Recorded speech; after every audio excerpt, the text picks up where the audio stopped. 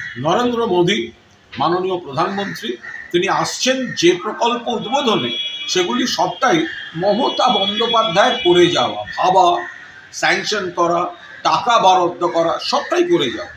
এর পাশাপাশি রাজনীতি করতে আসছেন নরেন্দ্র মোদী, সেজন্য আমাদের তরফ থেকে প্রধানমন্ত্রীকে পাঁচটা প্রশ্ন থাকছে।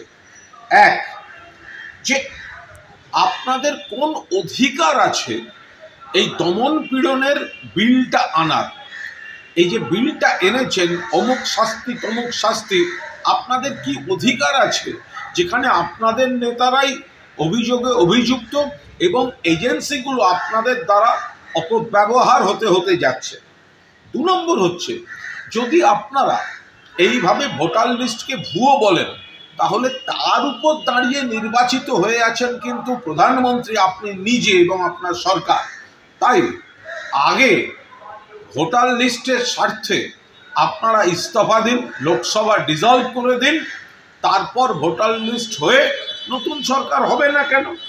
3 নম্বর প্রশ্ন, আপনারা কি দিল্লি যা বলছে, আপনাদের নেতারা যা বলছে, দিল্লি পুলিশ যা বলছে, বাংলাদেশি মানে তারাই হচ্ছে বাংলা ল্যাঙ্গুয়েজ, বাংলা ল্যাঙ্গুয়েজ মানে বাংলাদেশি ল্যাঙ্গুয়েজ, বাংলা ভাষাকে এত বড় অপমান আপনারা সাপোর্ট করেন? আপনারা মনে করেন যে বাংলা ভাষা মানে বাংলাদেশি ভাষা?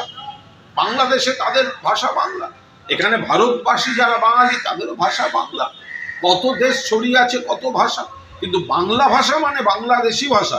এই কথাটা নরেন্দ্র মোদী আপনি কেন নিন্দা করেননি?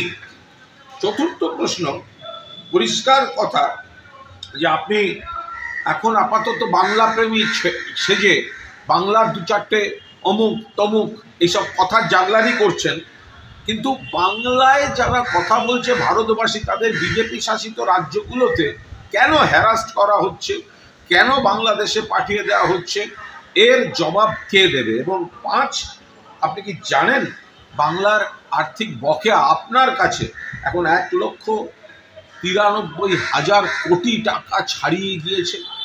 কেন খালি হাতে আসছেন? বাংলার টাকা কেন দিচ্ছেন না? কেন শুধুমাত্র বিজেপি শাসিত রাজ্যগুলো বা অন্য রাজ্যগুলোকে ভরিয়ে দিচ্ছেন? বাংলায় প্রতিহিংসা পরায়ণভাবে টাকা বকেয়া রেখেছেন, কেন খালি হাতে এসছেন? এই 5টা প্রশ্নের জবাব আপনাকে দিতে হবে।